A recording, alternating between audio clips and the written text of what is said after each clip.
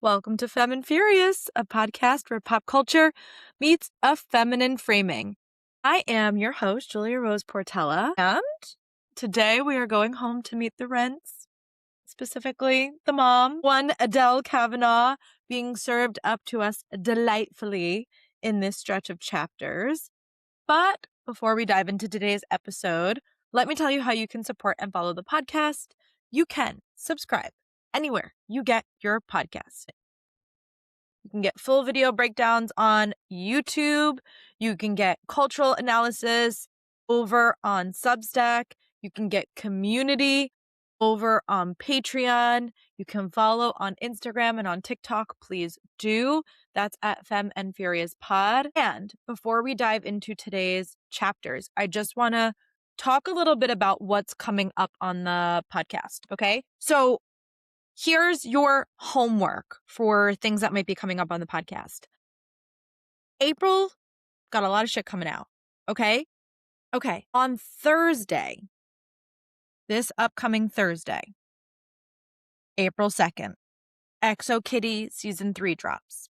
If you want a recap for Season 1 and Season 2, they're already on the Femme and Furious feed. You just need to go and scroll and find those recaps. On Friday, April 3rd, we will have a full recap of Season 3. We'll dive into all of the themes, everything that happens. I'm really excited for this. On the Binding 13 front, we are up to chapter 50 today. The book goes until chapter 68. So next Tuesday, we are completing the book. Okay? So we're about 75, maybe a little bit more than that % through. We are just going through the end. Normally in these episodes, I go beat by beat, chapter by chapter. We're not doing that for the last episode because it's going to be so much to cover. We're just going to sort of cover the big themes. And this will allow you to give me some feedback if that's how you would rather episodes be structured. Okay? Then on April 12th, Euphoria comes out. And we are starting on Tuesday the 14th to cover Euphoria Season 3. If you've not watched Euphoria Season 1 and 2, sorry, I didn't have time to do a recap on the podcast. You can go and watch those, binge them, and we're starting with Season 3. Okay? I also want to talk about some other stuff that's coming up because we're going to be with Euphoria until June, early June. Also in June, House of the Dragon is coming back. So we'll be in Westeros, and then looking into July, we have the Odyssey coming out. So if you want to do some Odyssey homework, I'm reading the Odyssey by Homer, translated by Kate Wilson right now. So if you are looking for a really wonderful translation of the Odyssey and you want to do your reading homework before you go and see the movie, lovely. That's where you can find that. At the end of July is Spider-Man. I'm covering Spider-Man, Brand New Day, on the podcast. I'm probably not going to do recaps for the movies prior because you would need to be more entrenched in the MCU to do that. I one day will go through all of the MCU, but this next couple of months is not the time. But we will be covering Spider-Man, Brand New Day because I anticipate that that movie will have a lot of themes that revolve around gender and feminism. So I just want to kind of give you like a here's what's going on and here's what's coming up because we've got Euphoria coming up, and then right after Euphoria, we're basically going right into House of the Dragon. So if you've not seen either of those, now might be the time to catch up.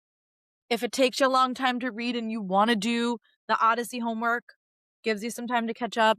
And if you need to catch up on Season 1 and 2 of XO because we're doing that this Friday, those are on the feed, so go and check those out, okay? All right, let's dive into today's episode, starting with Chapter 41, Block It Out, Shannon's POV. Shannon takes a week off of school to help her mom recover from the miscarriage. The week compounds with stress between Joey being gone for 3 days, Marie going back to work, and Teddy, of course, blaming the miscarriage on Shannon because it's not his fault that he hit her. It's Shannon's fault that he hit her. Teddy, The king of promising heaven and delivering hell breaks his sobriety pact and immediately chokes Shannon out, causing a very weary Shannon to look forward to getting back to school, where she reunites with Lizzie and Claire and celebrates a belated birthday with them. Chapter 42. Catching Shoes and Feelings, Shannon's POV.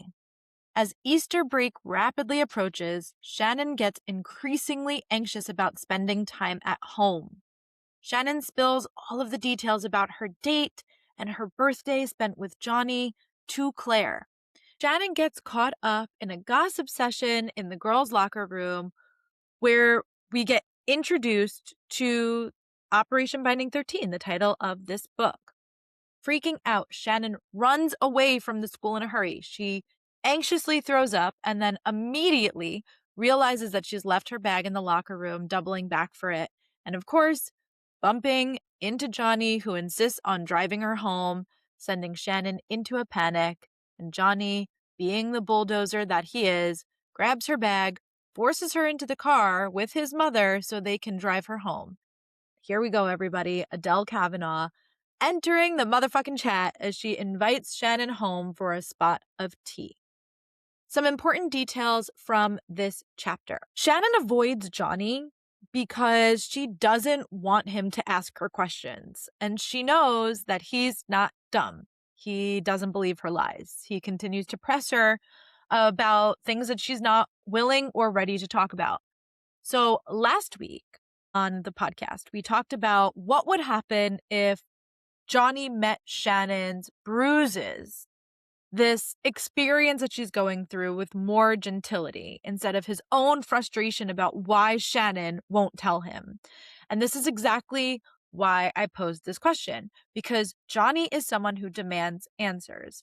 And because Shannon is so conflict avoidant, she spends so much time dodging Johnny, where if maybe he was a little bit more tactful, she would feel safe enough, like she does with Claire and Lizzie, because she claims that they respect her wishes to leave it alone. She doesn't want to talk about it. So they respect her, and she enjoys that she has that respect, that she has that option to just put it on the back burner. She's not getting it from all angles. When Johnny then shows up to her PE class, she says that his gaze is so intense, she can't tell if it's anger, if it's frustration, or if it's something else. But just the fact that Johnny is an angry person, paired with the fact that he's responded to her not sharing her private, intimate details of her life with frustration, is all just a big indicator that she doesn't necessarily feel safe enough with Johnny to be able to tell these details of her life. Even behind closed doors, Shannon sees Johnny for who he is outside of rugby. So all of these girls, Helen and Shelley, are just discussing his career and his future. And Shannon claims that they're talking about him like he's a piece of meat. And this is when it finally starts to click to her, I think, just how serious rugby is and just how diminished Johnny the person is because of his ability on the pitch. And it allows her to understand why in the past Johnny has responded so poorly to things that Shannon has said or done. It doesn't excuse that bad behavior, we will say, as a woman who is looking at this tiny teenage girl and just feeling so defensive of her. But it does at least give her some clarity of mind as to why he would respond the way that he's responding when she's catching this conversation between all of these girls. So meanwhile, 5 minutes before these girls come into the locker room, Claire promises not to tell anyone about Shannon and Johnny, and then immediately goes and tells Helen and Shelley about them. And this is why Shannon has fucking trust issues, because she takes these promises that people offer her very seriously, and they're broken so callously, so quickly. Don't make a promise and then immediately go back on it. And Claire is a wonderful friend. She immediately apologizes for this. as soon as she realizes like how heightened and upset that Shannon has gotten, because this conversation spirals. And the more that Shannon decides to actively not participate, the more Claire kind of comes in on her defense. So instead of just being like, these girls are stupid and they don't know anything, Claire feels the need to prove them wrong, and in particularly prove them wrong that like Johnny would not be interested in somebody like Shannon. And so like the way that these two girls, Helen and Shelley, respond to Shannon's budding relationship with Johnny is just reinforcing exactly what Johnny fears. And Shannon is picking up on that people are going to gossip, that they're going to put rumors in her head or sow seeds of doubt. And especially because she says she's witnessed this happen with Joey, she feels really sympathetic towards Johnny. And then we get mention of Operation Binding 13. Now, this is a competition that was happening between the 5th year and 6th year girls who, so at the time they would have been 4th year and 5th year girls, okay? Because this is happening last year. This bet for Operation Binding 13 happened last year. Now, Johnny's a 5th year student, which means it's the girls in his class and the girls a year older. They made this bet on who could get with Johnny, in which Bella won, because Bella was with him for a majority of the past year. 13 for Johnny's number. And then binding coming from something that happens in a scrum. Now, a scrum is essentially what happens when you restart a play. At least that's my understanding of it. I don't know anything about rugby. If you are a rugby expert, you can send me an email at feminefuriouspod@gmail.com, because I've been doing my best to understand. Next week, we will do a deep dive into rugby, and we'll sort of look at rugby as a nice big whole. Okay, binding is essentially the line of scrimmage stabilizing each other as they attempt to drive the ball forward. I think that's my understanding of it. I will put a video, a YouTube video that I watched in the show notes if you'd like to watch it, and maybe correct me if you are more sports savvy. But that's my understanding of it, my very loose understanding of what like binding is. There's like a physical component of like holding together with your teammates. Obviously, they're not saying binding in this way. They're saying that they want to hold on to Johnny in a way that's obviously more sexual. There's something about this like Operation Binding 13 that had to do with who was going to fuck Johnny. The girls then go on to say exactly what Johnny fears, which is what he shared with Gibbs last week, which is saying like, I'm going to leave. I can't be with Shannon. I like her, but I can't be with her because I'm going to leave for the summer, and the media is going to spin things, and Shannon's going to get insecure, and then I'm going to get frustrated. All of this stuff that he said to Gibbs last week, and Gibbs was like, cool, be her friend then. I don't know what to tell you. Right here in the locker room is the manifestation of that before it even gets to summer. The girls in the locker room immediately start being like, oh, remember when Johnny left last year for the summer? He was with this 27-year-old model. They were all over the papers. And this is exactly why he is afraid to start something with her.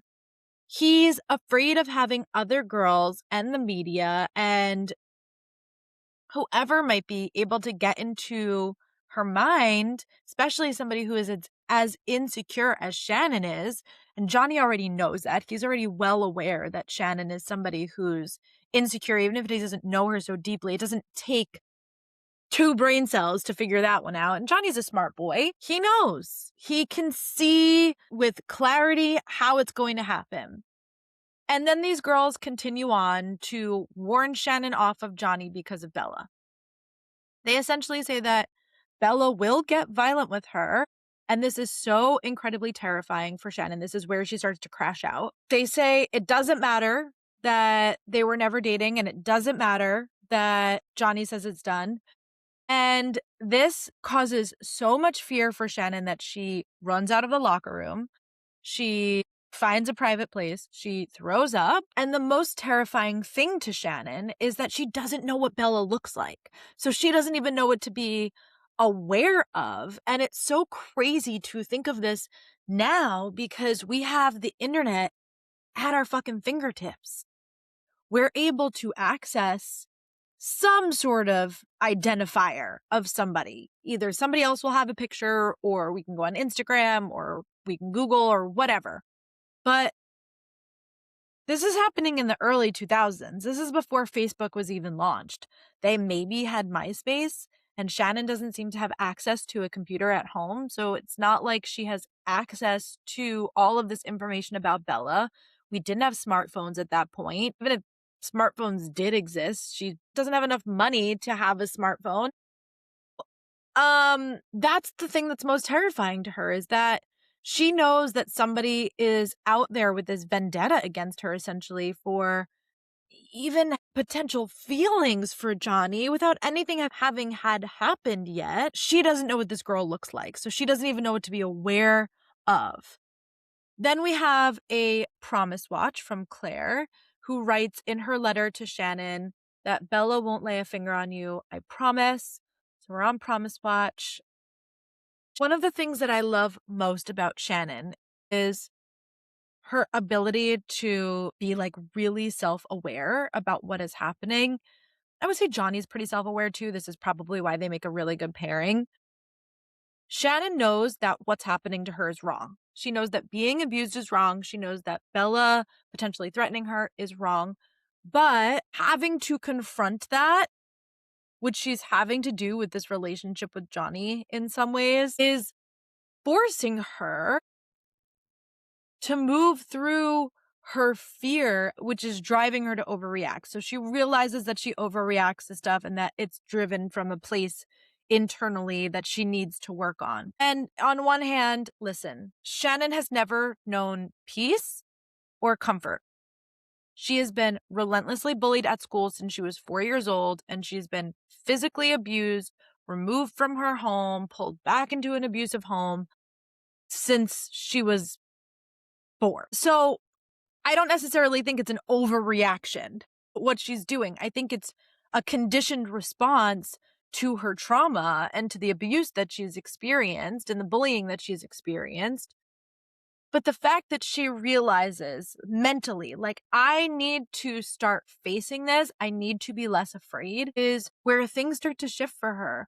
This comfort or this safety that she's gaining from being where she's not being bullied, where she's got her friends, where she feels loved and accepted, where her grades are starting to flourish, and she's got this like budding relationship, confusing as it is, with Johnny. She's starting to come to a space where she can even entertain that thought of facing her fear and starting to stand up for herself and building that self-worth and that self-confidence up from within so that she doesn't need to be afraid. She then says, if I had a safe place to fall, I would hurl myself towards it. She's reflecting on Joey's relationship with Aoife, and she's like, if I had a safe place to go, I would fucking go there too. This to me is really unfair. It's completely disregarding Claire, who, despite today's blunder in the locker room, has been nothing but loving and supportive and encouraging to Shannon. Shannon has safe spaces. Shannon just does not find them compelling enough to be safe. Johnny becoming her only safe space, or at least what they're setting us up for Johnny to be, is so potentially harming as a foundation for their relationship, because it's leading Shannon to a place of codependency where she relies on Johnny for safety and strength, and it can lead to new cycles of abuse. This is how abuse starts, is through these types of patterns of feeling like there's only one person, I can only rely on them. So the fact that she completely disregards, her relationship with Claire, with the relationship with Joey that she has, I'm not saying that her relationship with Joey is safe because it's under the scope of the house. But if Joey did get an apartment and followed through on his promise and took Shannon away, that's a safe place for Shannon. It's really frightening to me that, Shannon has this like tunnel vision of there's no safe space, and they're setting it up where they're like perfectly teeing Johnny up to be her safe space. And I just don't think that that's healthy. Like many things in young love are not healthy. So, of course, she then bumps into Johnny. She says, so she bumps into Johnny. They're having a chat. Her internal dialogue is, the way you make me feel scares me. And she's saying this to herself literally after having just said to herself that she needs to confront being afraid more head on. Now, the feelings that she has for Johnny scaring her are more age appropriate and normal and hormonal, whereas like the other things that she fears are actually fear inducing. So this is like a great place for her to explore working her fear out, confronting her fear head on. So now Johnny and Shannon are in the pouring rain. They're having this conversation where Johnny has literally just caught her from falling, is holding onto her jacket or his jacket that he's put her in with one hand. She's holding on to his forearms. So she's tilted down. He's over her. She's got him by the forearms, right? This is like heading into kiss territory.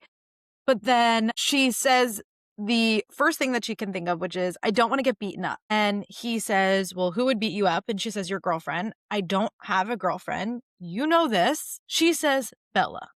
Now, they've already talked about Bella last week on her birthday at his house. So now Johnny is on like high alert. Did she say something to you? Shannon says no. Johnny confirms. No. You're sure she hasn't said anything to you? Now, Johnny's pressing on this because Bella has already told Johnny that she's going to make Shannon's life a living hell. So Shannon says, I'm sure, but I don't want to give her a reason to, which I think is pretty valid. And considering that Johnny has completely disregarded all of Shannon's boundaries and read her school file, he should be concerned about this too. Bella hasn't left Johnny alone. So Shannon is just fuel to Bella's fire at this point. She's just kindling. Johnny then continues on. She was never my girlfriend, Shannon. And Shannon says, yeah, well, a couple of girls in my class were saying that you had a... And now Johnny gets upset. You were talking about me with them? Now, this is everything that he said the first time they got into a fight, which is like, I know that girls gossip and you're going to tell people that I'm injured and all of this stuff that he was freaking out about. And she's like, no, they were talking about you to me. And he's like, is there a difference? Yes, Johnny, there's a freaking difference. Okay. Shannon being the one to initiate a conversation and actively participate, it would be Shannon gossiping about you. For other people to approach Shannon about her relationship with Johnny and for them to address her and talk around her about Johnny and for Shannon to actively not participate in it is like the opposite of gossip. So there is a huge difference. She did not initiate the conversation. She was not gossiping. She was just bearing witness to other people gossiping about him and sort of having her own thoughts and feelings about it in her head, not actively participating in the conversation. Johnny then literally shoves Shannon into his car. Like, he doesn't even give her an option. And then we meet Adele, who also likes to meddle and poke and bulldoze and not give options. So let's talk about this a little bit because I think Adele is such an interesting character. So Adele has this beautiful sort of mini monologue that she shares with Shannon while Johnny is outside looking for Shannon's shoe. And she says, I love my son with all my heart, but sometimes I wish he would remember to be 17 and let go a little, have a little fun, fall in love, break the rules, be a teenager instead of a machine, I offered quietly. Yes, his mother agreed, nodding eagerly. His food intake, the training, the traveling, the sponsors, all of it. It's scary. I just want him to let loose every once in a while. I know how that sounds coming from a mother, but he's so controlled. Every part of his life is completely structured and planned. It's overwhelming for me as his mother to watch it. I can't imagine how it feels to be 17 years old and live that way, day in and day out. But it's all rugby, and more rugby with Johnny. He eats, sleeps, and breathes the damn sport. He wakes up and trains. He goes to school and trains. He comes home and trains. Then he goes to bed and repeats the whole cycle over again the next day. Shannon then says it's exhausting. By the way, this is like now the second person that is talking about Johnny to Shannon, and Shannon like actively not trying to participate in the conversation. But Adele continues on. It's certainly exhausting watching him, she says with a small sigh, touching her forehead. I just wish he could find an outlet for the frustration or anger or whatever it is that's built up inside of him. I'm afraid one of these days he'll explode. So, more than anything, I just want to say, Adele realizes that Johnny is an angry kid. And she realizes that the pressure of rugby and this system or structure that he's built around himself, this pressure that he puts on himself, it's self-imposed structure, but structure and pressure nonetheless. She's afraid that for somebody like Johnny, who has all this frustration and anger, that pressure is going to cause him to erupt. And I think that that's a really apropos thing for a mother to say and be aware of. And I also think it's something that we need to keep in mind when it comes to Johnny. Even Johnny's mother knows he's angry and knows that rugby is just adding on to the plate of pressure that he feels that's going to cause this anger to explode somewhere else. It's not unintentional that Johnny is continuously described and describing himself and his own feelings as angry. And as much as I want to love Johnny and as much as I want to hold his character in reverence, this is not normal. This is not normal anger. This is not normal frustration. This is not normal pressure. And the fact that nobody is doing anything about it, the fact that Adele sees it and she's not like, maybe my son needs motherfucking therapy, is concerning. I understand that there's a lot of stigmas around therapy. And I realize that the further back we go, the more the stigma grows, right? It's certainly less stigmatized now. But this isn't normal. This isn't a normal response, and this is not normal anger. And the fact that his mom sees it is really, really, really telling, especially because she's not home all that often. So the fact that she sees it when she is home, or that this has been present in Johnny since longer than maybe just his injury, is quite concerning. But I also think it's lovely that Adele wants Johnny to have other interests besides rugby, and that she's thrilled that Shannon could be something extracurricular for him, that she thinks they're like seeing each other on the sly, and she just wants Johnny to have anything besides rugby. I also love this little misunderstanding about getting knocked up, knocked out on the pitch. Very funny stuff. But Adele, rightfully so, is pissed off that no one told her. Johnny didn't tell her. The school didn't tell her. And I don't blame her. The school should have roped in Johnny's parents the second that conversations around Johnny and his potential suspension were being put out there. 43. Meddling mothers. Johnny's POV. Johnny has a coming to Jesus moment where he realizes that after a Shannonless week, he 100% bulldozed. Important details from this chapter. He flat out says that he realizes that Shannon didn't want this. She didn't want to get into the car. She didn't want to take a ride home. And that he physically then put her in the car. And because Shannon is somebody who is so conflict avoidant and so down bad for Johnny, she can't help but to follow in the wake of his leadership and his decisiveness. So when he steamrolls her, when she's like, I don't want your jacket, and he physically puts it on her, he's like, am I gonna have to put your arms through this? When she's like, I don't want to get into the car, I don't want to ride home with you, and he physically picks her up and puts her into the car, I think it's important to acknowledge that he realizes that he's gone against her wishes. And I think it's also important to realize that Mrs. Kavanagh then bulldozes both of them, because Johnny's like, no, Mom, she wants to go home. And Adele's like, or she maybe wants to come over for tea. I just think that that's maybe what she wants to do. And Shannon can't say no to either of them because she's so conflict avoidant. Johnny also admits in his little inner monologue that he was going to kiss her. He was going to kiss Shannon. And for this, he is lover boy number 1, just for this one chapter. Chapter 44. So this is my room. Again, Shannon's POV. Welcome back to the Pussy Pleasure Palace, aka Johnny's bedroom. Not only is Johnny an awful housekeeper, he's also way out of his comfort zone. Finally, the two discover a shared interest, Grand Theft Auto, where Shannon thoroughly wipes the floor with Johnny. Johnny apparently gets his bulldozing from his mother's side, as displayed by Adele insisting that Shannon take a shower in order to warm up.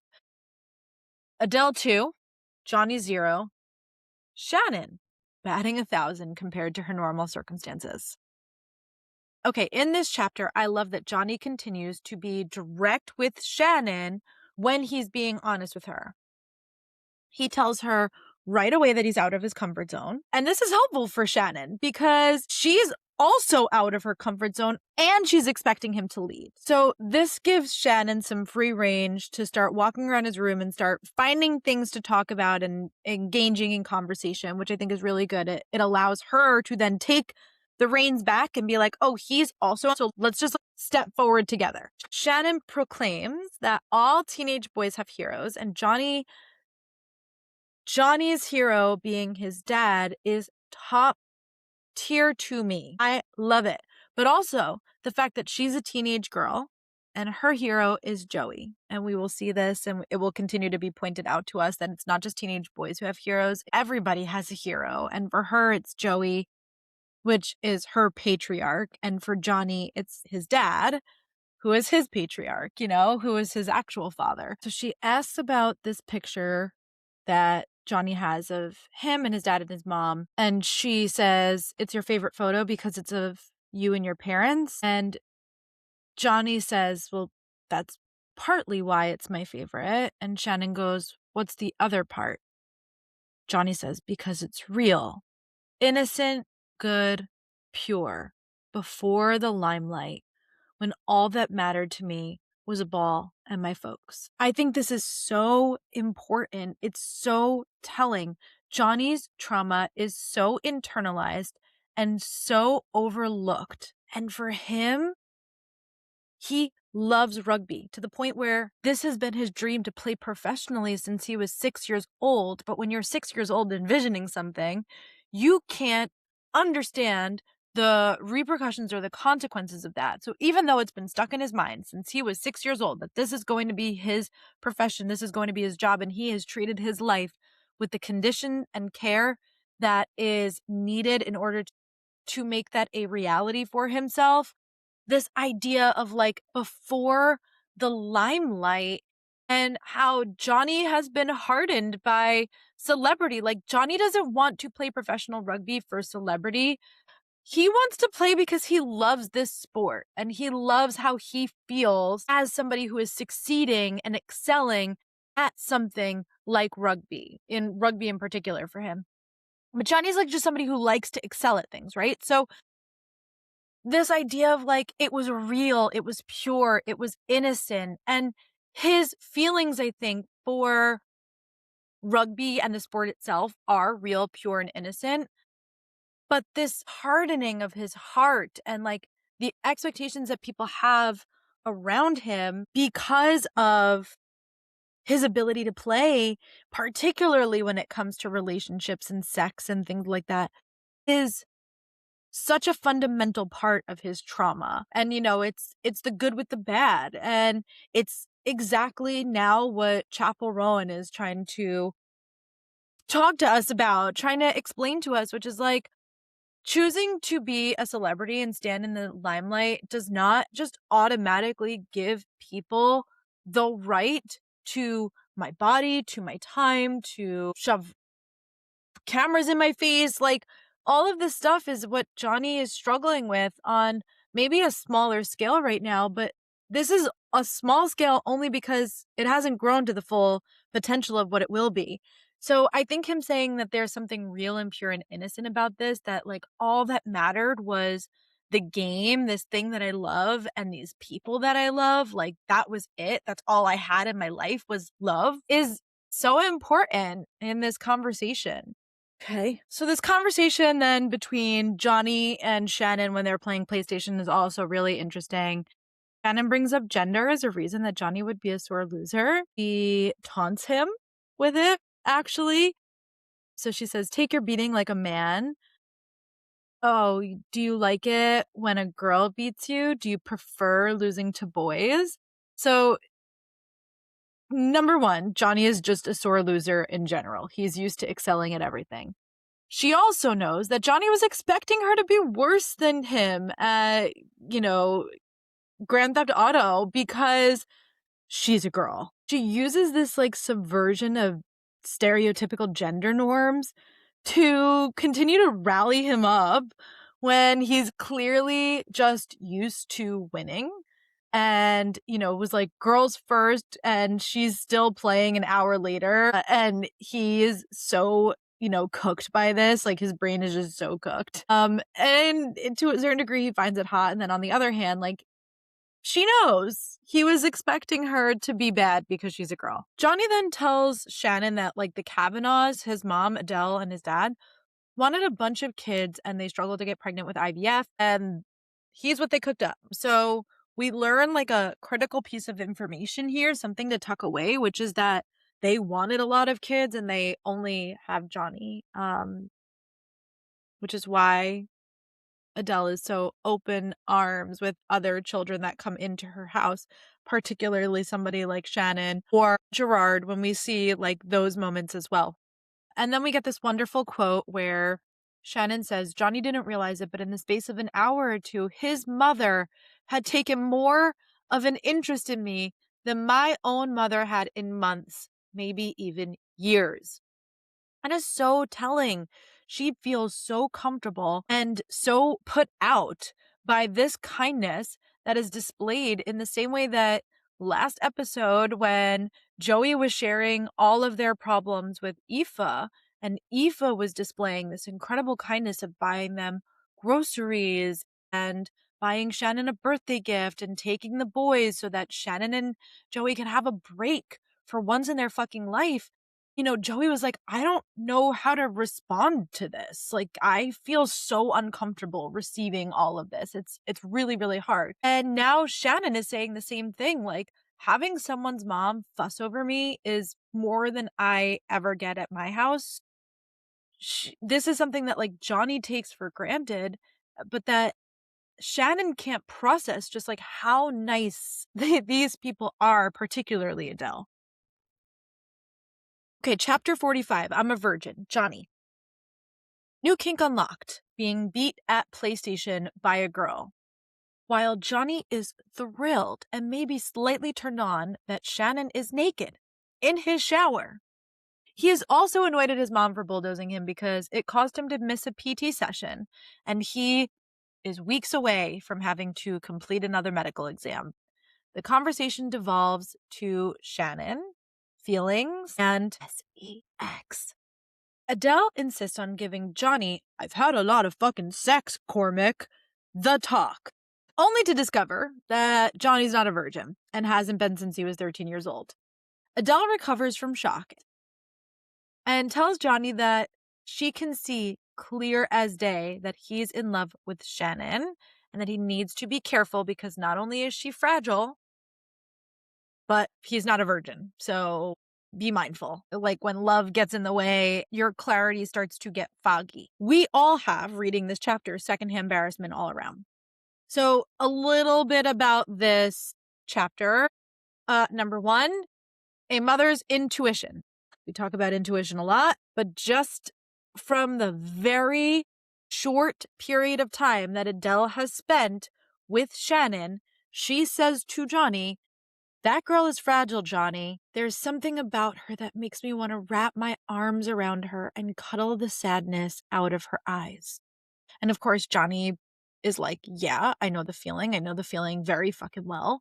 But Johnny has spent arguably much more time with Shannon to be able to know that. The fact that Adele has spent a car ride with Shannon maybe 30 minutes at most that she spent with Shannon. Maybe even an hour at most, right? Because she's like, Johnny was putzing around in the rain and doing whatever, trying to find Shannon Chu for like half an hour.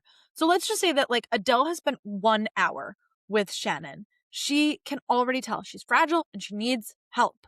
And she's sad. I want to cuddle the sadness out of her. So there is this like mother's intuition, or maybe it's just like regular intuition, and especially something that is obviously explored in like Adele's response to her gut reaction, and then Johnny then seeing that over the course of his lifetime and impacted by, honoring his own gut reaction to things. So, like mother, like son, Johnny consistently makes unilateral decisions for him and Shannon, and Mrs. Kavanagh is doing the same thing right now for Johnny, which I love. There's also a nice little win for feminism in here because Adele saying that, like, sex isn't like porn, Johnny. It's not like those Bluey movies that, you know, Gibbs gives to you. They're not going to carry on like that. And, you need to learn about women's pleasure and things like that, which is really just so lovely. There's a really great scene in the OC where Seth Cohen has sex for the first time and seeks out his father to have the talk because Seth is awkward. He is nerdy. And so his parents have never had the talk with him.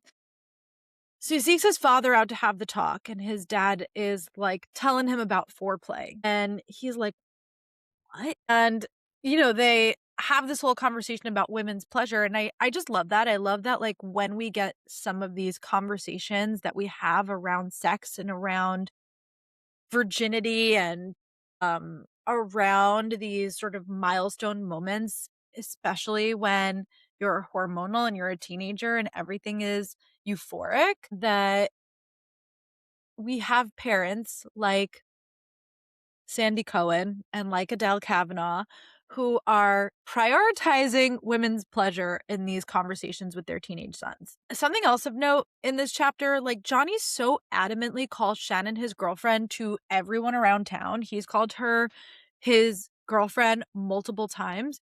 But when Adele calls Shannon his girlfriend, Johnny like hard refuses. Okay. Chapter 45. The consequence of kissing boys in bedrooms. Shannon's POV.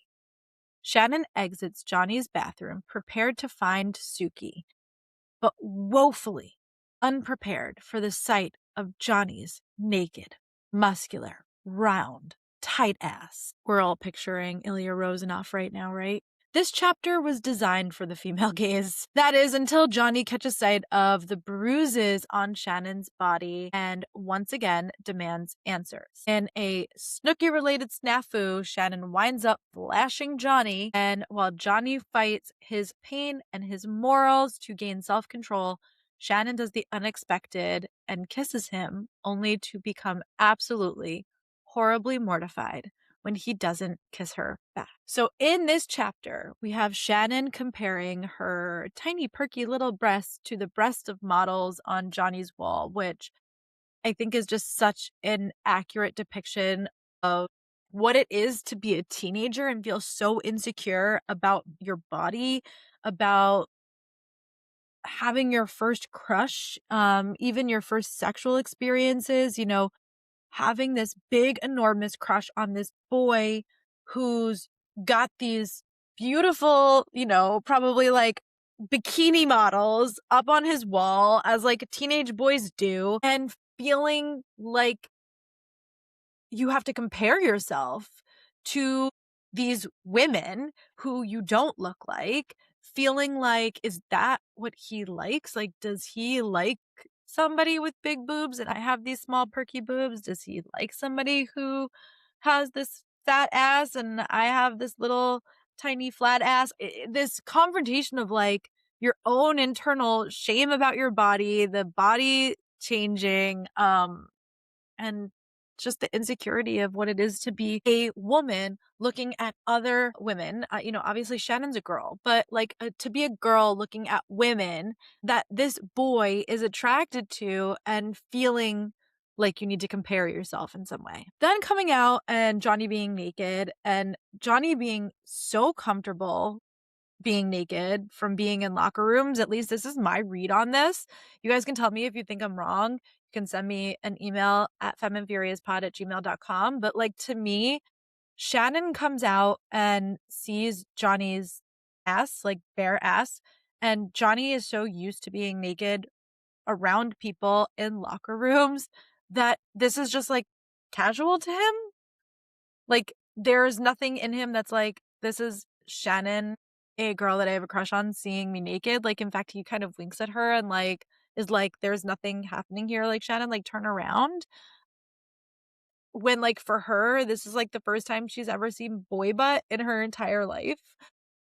So I just think that this is like such a funny discrepancy of their experiences of nudity growing up and around other people, especially other teenagers. To talk about being stripped naked, though, not only is Shannon literally naked, but Johnny, who consistently sees through her bullshit and lies, sees these marks on her, and she can't lie her way through it. She just can't.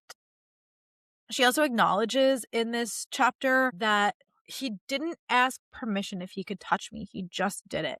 And so on one hand, when Shannon's body has been an object that has been violated so many times, 24 pages of incidents, 28 pages of incidents that Johnny is aware of, in which Shannon's body has been violated against her will, not including all the times that he doesn't know about that have happened in her home, right? And after having this conversation with his mom about sex, thinking about this idea of consent across all stages of intimacy is so critical.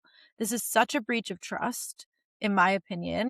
And then on the other hand, of course, it's all teenage hormones coursing through both of them. They're turned on.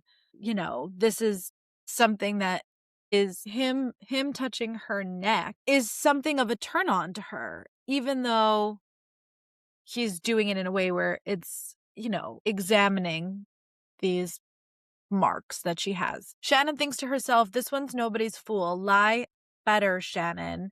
So just the fact that she takes accountability, she's taking accountability for a position that he's putting her in. I wish that she would just say to him that she doesn't want to talk about it in the same way that she said, like, I don't want to talk about the miscarriage. My family's moving on, and just not push the way that she does this with Claire, and asking Johnny not to push it when he's pushed it many times before, just saying like, you're not crazy. I don't want to talk about it. I will let you know if I need help. I understand why she lies, but at this point you also know that Johnny has taken a special interest in you and presses on about things. But then like on the other hand, because I love to be a devil's advocate, this is like not Shannon's responsibility to have to like lie or not lie to him. Johnny just shouldn't press her when she clearly multiple times has made it obvious that she doesn't want to talk about this. And the more that she doesn't want to talk about it, the more frustrated he gets. But this is why she's lying to you, because this is not safe for her to like share yet or explain yet. She also calls Johnny intimidating.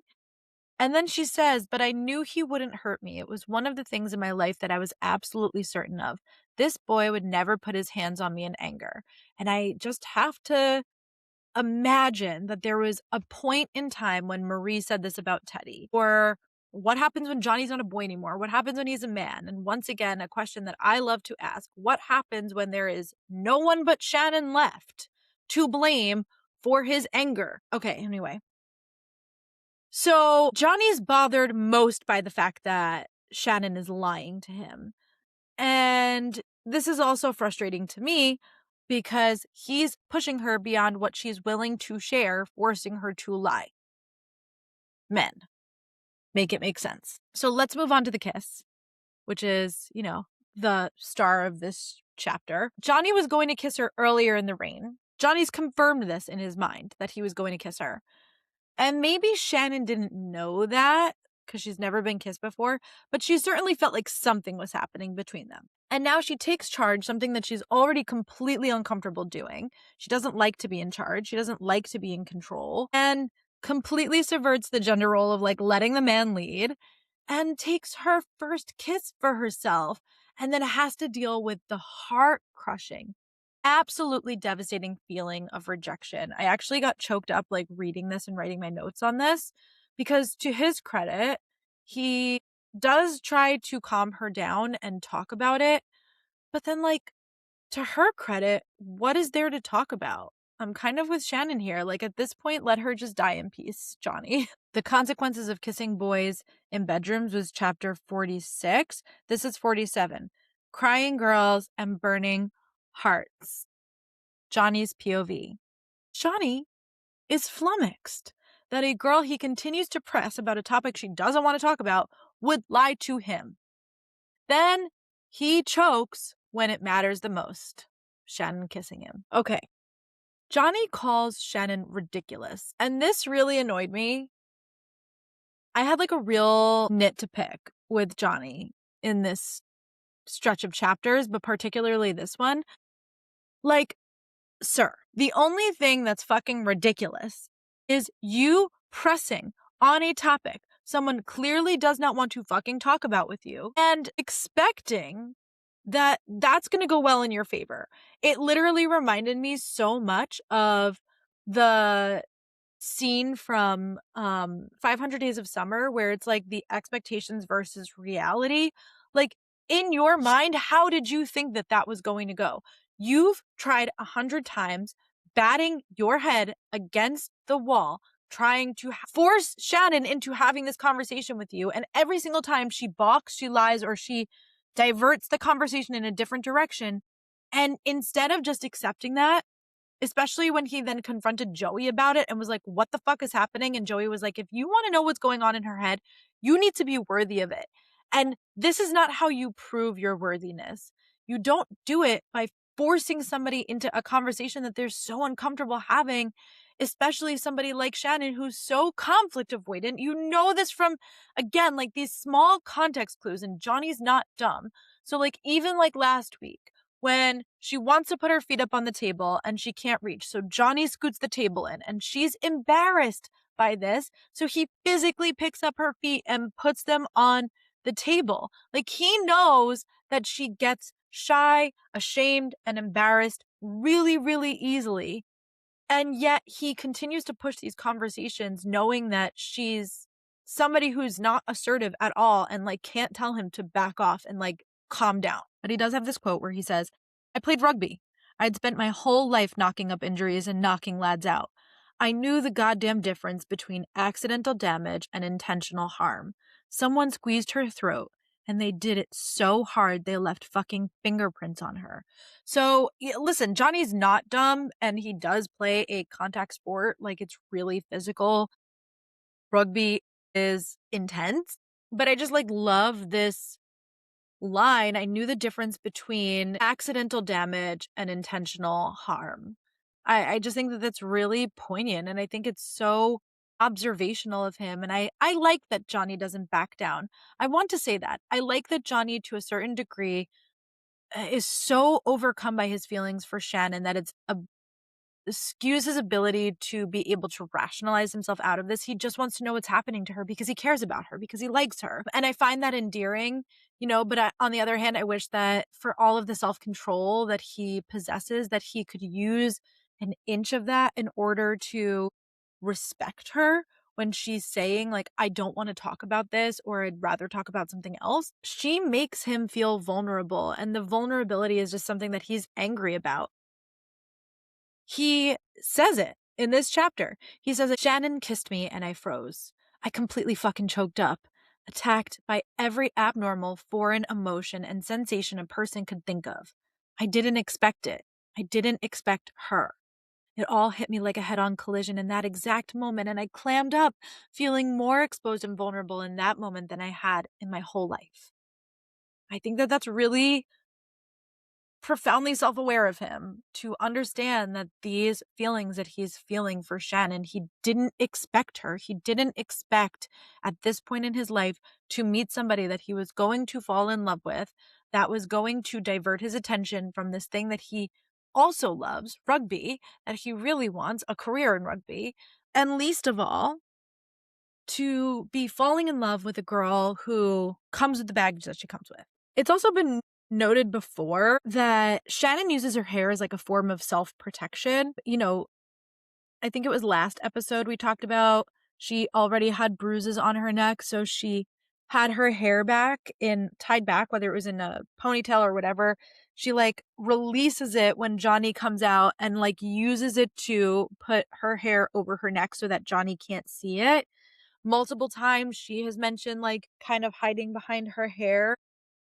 And now Johnny says that she's using her hair as like this form of self-protection, whether it's to cover up bruises, or to act as a curtain between her and Johnny. He says, all the while Shannon stood there by my door with her wet hair falling forward, concealing her face.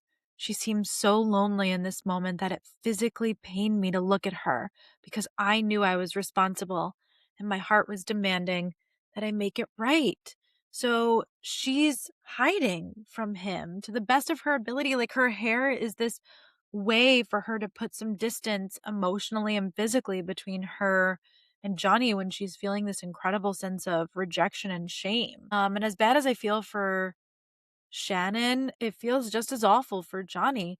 And while he's trying to think logically, this chapter just shows us that he has such a strong gut reaction and intuitive sense about things. He keeps bringing up that it feels wrong or that this is the opposite of what he feels like he's supposed to be doing, because what he really wants to be doing, what his heart wants him to be doing, what his dick wants him to be doing, what everything but this small piece of his mind that is so afraid of what would happen if he lost himself in this relationship with Shannon is telling him to be with her. And this was like a really great chapter for exploring a lot of what Johnny is going through as he navigates what he feels is right for them. Chapter 48, You're Okay, Shannon.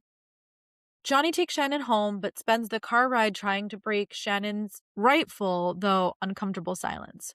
Once again taking charge, Johnny decides that they need to talk, so he pulls over to the side of the road, in the pouring rain, mind you, so Shannon can't get out, turns the car off, and forces Shannon's hand.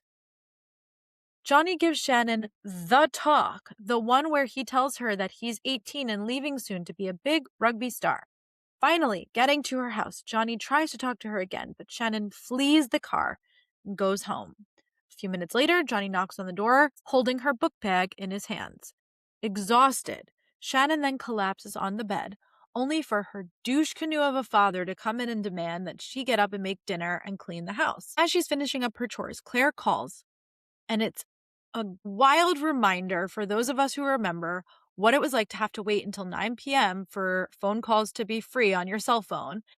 And that is when Shannon shares that her mom signed the papers for her to go to Donegal. And this wonderful, lovely, beautiful conversation between Claire and Shannon reminding us how amazing girlhood is as the two chat about the boys. In this chapter, Johnny can't motherfucking take no for a goddamn answer.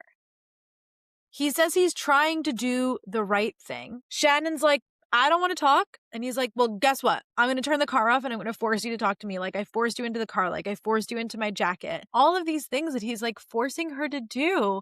And I don't like it. I really don't. Johnny was really giving me the ick this episode. Johnny says that he's trying to do the right thing. And Shannon is like, well, who are you trying to do the right thing for?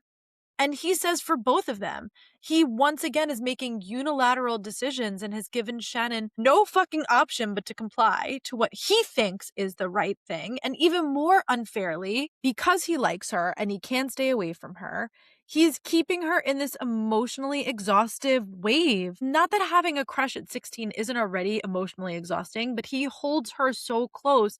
And then when it starts to get to an emotionally vulnerable place, or a physically vulnerable place in this case where she kisses him, he pushes her away. And he goes on to say, like, I'm trying to sort this out with you. Like, I'm trying to figure it out with you. I'm trying to figure this out with you. This is a problem that's like existing between us. But she doesn't quite say it this way. But the truth of it is, it's not really a we problem. It's a problem that Johnny has already decided the answer to and that he is expecting to explain so that Shannon can comply. I'm really proud of Shannon in this chapter because she says she's never actually asked Johnny for anything, let alone a relationship. So I love that she says that because Johnny has overextended and bulldozed at every opportunity. She's never asked for any of it. Do I think that that's a healthy, hyper independent thing for her to be doing too? No. But like also, it's the truth. She's never pushed the pedal on this relationship with Johnny. Johnny has been the one that's hit the gas with Shannon. So I just love that she's the one that points out, like, I've never asked you for anything. So that's not a me thing. That's a you thing that you've been doing. I like that she can call him out that way. Let's just dive into this conversation that Claire and Shannon have. First and foremost, Claire apologizing to Shannon once again. This like little exchange that they have as Shannon starts to tell Claire, like, I kissed Johnny, he didn't kiss me back. And then Shannon being like, well, he doesn't want me, obviously. And Claire being like, that's insane. If I had a penis or I like girls, I would want you. Shannon responding like, thanks. If I had a penis or like girls, I'd want you too. So I just love this exchange between the two of them, this like camaraderie and this girlhood and things that we've all said to like our best friends. And I don't know, just a really lovely conversation between the two of them. Claire brings up like such a good point in this conversation too, where she's responding to Shannon saying like, he was actually really lovely about this whole thing. You know, I sort of was overreacting, and Claire, being the best friend that we all deserve, goes, no, Shannon, you're the lovely one. He's a dick. Because only a complete dick takes my best friend to his house, brings her up to his bedroom, and then when she puts herself out there for the first time in her life, he goes and rejects her. And she's not wrong. Johnny led her on. Johnny has been leading Shannon on. If he has no intention of actually being in a relationship with her, as he continuously says to himself, to his friends, and to his mother now. And now at this point, he's said it to Shannon. Like, he's said it to everybody that he has zero intentions of being in a relationship with her. Then, like, this is leading her on. And Shannon needs to be able to reconcile that, and so does Johnny. Okay, chapter 49. I fucked up Johnny. Johnny confides in Gibbs on their morning ride to school about how he fucked up really, really bad with Shannon. Johnny knows that he forced her to take a ride home. He says it to Gibbs. Johnny having the self-awareness to realize that he forced her hand, not the kind of self-awareness that we need from young men. We need them to realize they are forcing a girl's hand before it gets to the situation where they've forced her hand. Hello? I also love in this chapter, like something I kept thinking about was like the discrepancy of the talk. And for Johnny, the talk is this conversation that he had with his mom about sex and being a virgin and like the sexual talk. And so when teenage boys are referring to the talk, they are referring to something that is sexual in nature or about their virginity or sexuality in some capacity. And when Shannon shares with Claire that Johnny had the talk with her, they're talking about this conversation that boys or men tend to have with women about why they are emotionally unavailable and can't be in a relationship. And so like this discrepancy of the idea of the talk and how it's gendered in these different ways was really interesting to me and something I was thinking about a lot in this chapter. Then we have Gibbsy being Claire's soulmate. So we have Claire as the best friend to Shannon, telling Shannon that Johnny has led her on. And then we have Gibbs as the best friend to Johnny, saying the same thing. Claire and Gibbs, 12 out of 10, as far as friendship goes. So Gibbs says, "You're a little stupid for a genius, aren't you? You drive her home multiple times. You take her out to the pub, to the cinema. You bring her to your house twice. And then she kisses you and you reject her. What did you expect her to do? Sit there and listen to it?"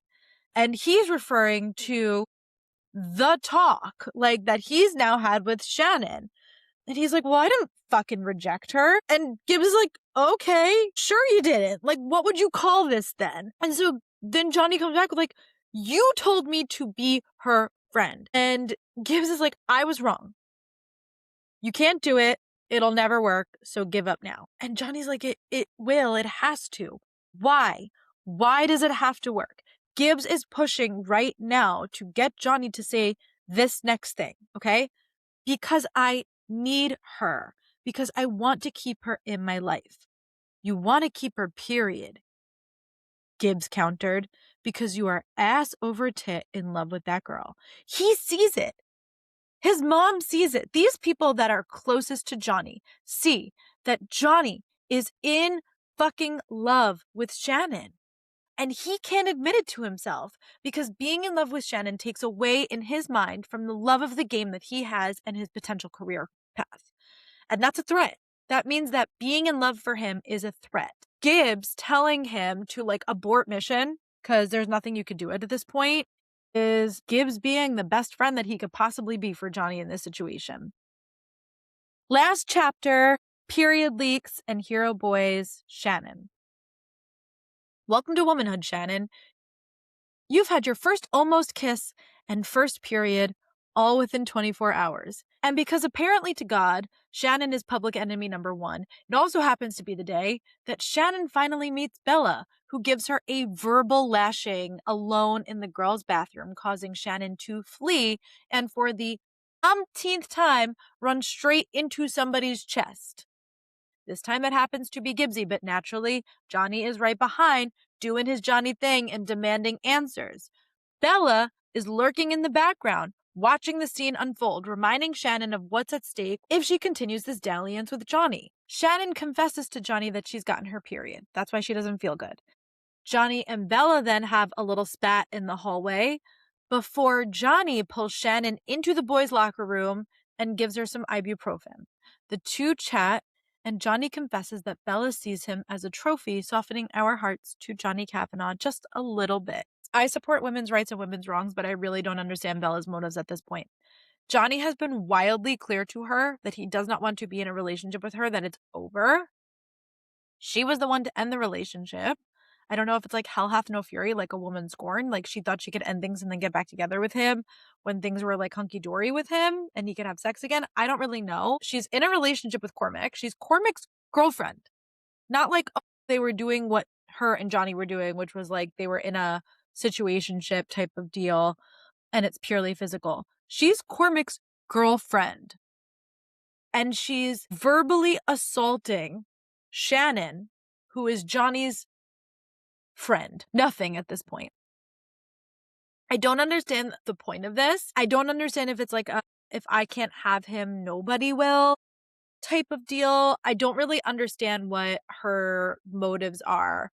But Bella as a sort of like female antagonist is really annoying to me, especially because this relationship with Johnny is like way over, has been over. It's been months at this point. They haven't had sex since like Halloween, he said, and it's now in the middle of March. So it's been almost 6 months since they've even had sex with each other. I'm not saying that that's like a short amount of time for in general, but yeah, I don't know. I just don't understand what the point of this is, and I don't understand why she needs to be this like bully or antagonist to Shannon. I feel like Shannon is dealing with so much already. Every chapter, it almost feels like it's slapstick comedy against Shannon. Like, not only did she get rejected last night, that's not enough for her to process, but then she has to get her period like violently and so bad at school. And then on top of that, she gets bullied and verbally assaulted in the bathroom. Like, why can't Shannon just have a break? Why does it have to come in all fronts? I don't really understand. I mean, I understand why, but I don't really understand Bella's motives in particular. It'd be one thing if, like, Bella was kind of, like, saccharine to Johnny and, like, pretending like things ended amicably, but, like, that's just not her MO. She just causes drama literally everywhere she goes. Johnny then squares up to Gibbs when he thinks that Gibbs is the one that made her cry. So he's willing to see red no matter who's in his way when it comes to Shannon. Shannon then asks not to be touched. Gibbs advocates for her. And Johnny just disregards both of them. So she says, "Don't touch me," I hissed, panicked, yanking my arm free. Johnny reeled back like I struck him. "What's your problem?" "Johnny, lad," Gibbsy interjected, trailing after us. "Maybe you should listen to her." "Gibbsy, maybe you should fuck off and leave us alone," Johnny shot back heatedly. "This is private." "Suit yourself, bulldozer," Gibbsy claims and saunters off. Gibbsy tries to advocate for her. I fucking love this man. I love Gibbsy so much. I love how tender he is. I love how emotionally available he is. I love how emotionally intelligent he is.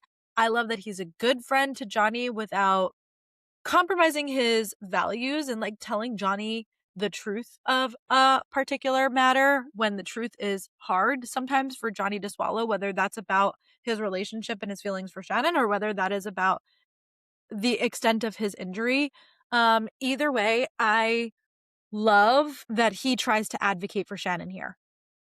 He's advocating for Johnny too. Johnny has asked Gibbs like a week ago, "Hey, don't let me bulldoze with this girl. I don't want to go there with her." So he's trying to do what's best for Shannon. He's also trying to honor and respect, what Johnny has asked from him. And, like, Johnny just can't do it. He gets to this level of anger and frustration. He, like, can't let things go. It was the next note that I have here. I literally wrote in my notes, Johnny can't fucking leave well enough alone. Like, actually, the more that we read this book together, the less I fucking like him. He cannot take anyone else into consideration at all, least of all Shannon, who is asking him to not touch her, to leave her alone, to not engage in this fight with Bella. And once again, he gets angry with her. He calls her a liar. He threatens her and tells her that if she doesn't tell him what's happened, he's going to crack up. He literally says, "Don't lie to me, Shannon. I fucking hate liars." "I'm not lying to you." "Then tell me what's going on," he demanded, running a hand through his hair. Exhaling a frustrated growl, he added, "Please tell me before I lose my shit and crack up." Well, isn't that metaphorically pushing somebody up against a fucking wall? Isn't that forcing somebody? Isn't that bulldozing? This is so wrong. He then goes on to threaten Bella. So obviously, Bella can't help herself. She calls Shannon a slut. Johnny takes the bait, even though Shannon is like, "Please, I would rather you not do this right now." She's already humiliated. She just got her period in front of everybody at school. Not that anyone knows that, but she's kind of going through an internal Carrie moment where, like, all the pig's blood is spilled on her. She's not, obviously, like, no one else really knows what's going on, but she knows. And she's like, "I don't feel well." First of all, like, the first day of your period, if you know, you know. You don't want to fucking deal with anybody at that point, let alone now you have to deal with a fight or an argument that's breaking out around you. So Johnny says, "Leave her the fuck alone. She's not your business." Okay. Bella says, "You're my business." Johnny says, "You're delusional." So Bella then comes back with, "I take it you were lying to me when you said nothing was going on." "Take it whatever way you want, Bella. I couldn't give a flying fuck what you think. Just leave her out of your bullshit scheming. Stay away from her. Push back on this and you won't like the results." Bella even says, like, "Are you threatening me right now?" So I don't like that Johnny threatens two girls. He's not physically assaulting them. Okay. And he hasn't, to our knowledge, gotten physical with women or anything like that. But he is not in control of his anger, and he is taking it out on the two women in front of him for completely different reasons. And that is so wildly inappropriate and so unhealthy and so toxic. And I am nervous for Shannon as she starts to get into this relationship. And again, I know that we're supposed to be looking at Johnny as the MMC and we're supposed to be endeared to him, but this is not healthy behavior. We are telling a story that is first and foremost rooted in trauma. Every single book that we will read across this series is rooted in trauma. Joey, Gibbsy, Claire, Lizzie, all of these people, every single one of them has their own trauma that we will experience. And I know that a lot of romance books handle this, but the way that this series, Boys of Tommen, dives into these sets of traumas is not a shallow exploration. So the book, first and foremost, is a contemporary book focusing on trauma, children that experience trauma. And this is stuff that actually does happen. I'm sure Bella has trauma of her own. We're not getting her POV, so we don't really know. But just the fact that Johnny is angry, it's mentioned every stretch of chapters, every single one. His mom knows that he's angry. And yet, he makes a subtle threat to Shannon. Tell me or I'm going to lose my shit and crack up. If I crack up, I'm going to be kicked out of rugby. Like, Shannon knows what the consequences of him getting into a fight are at this point because she knows about the academy. And then he overtly, just straight out threatens Bella in the hallway in front of everybody. It's just so inappropriate. And I know we're supposed to like him, but I just don't. I don't like this behavior. I don't like this for somebody like Shannon. I don't want her to be with somebody who struggles with their anger to this extent when she's been coping with other people's anger for her entire life. Johnny once again makes a unilateral decision. He takes Shannon with him. He's like, I need to go because if she says something to me, I'm going to lose my shit. If she says something to you, I'm going to lose my shit. So therefore, I need to go and you need to come with me. So Johnny then says to Shannon, like, you lied to me. She did say something to you. And Shannon's like, I didn't want to cause any trouble. And then saying to her, like, don't lie to me ever again. I can't take it. And just like, okay, well, what happens if she does? What happens if she doesn't want to cause trouble in the future and she lies about something? Is that going to be the thing that you explode on? Is that going to be when you start to find a physical outlet? To be clear, we've not seen the conclusion of their stories, but there are 2 books so far, and I think a third one coming out, Adoring 13. So we haven't gotten to Adoring 13 yet, but we have Binding 13, we have Keeping 13. I am just going to put it out there so that people continue on if they've never read this before. Johnny does not ever get physical with Shannon, but I think it's a mistake to not examine this text of somebody who is a child of abuse and severe bullying, to not look at the behaviors and the patterns that are being displayed by Johnny as somebody who holds the potential to be abusive, to be physically or emotionally abusive to Shannon.